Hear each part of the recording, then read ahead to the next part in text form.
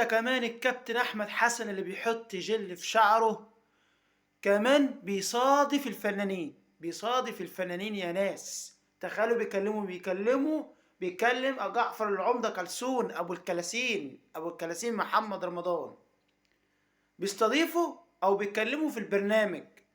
اللي كان لابس لي بيجامه حمراء عامل زي الشيطان الرجيم، ركب له قرنين من فوق، شيطان الرجيم بالظبط، شيطان الرجيم بالظبط. يخرب بيوتكم، الله يخرب بيوتكم، خربتوا بيت الاعلام، خليته الواحد يكره المنتخب ويكره الكوره ويكره الدوري باللي فيه، بل كرهناه بالفعل. ايه الواد ده هناك، ايه الواد ده محمد رمضان هناك ابيجان في كوت ديفوار؟ انا مش عارف، مش قادر افهم.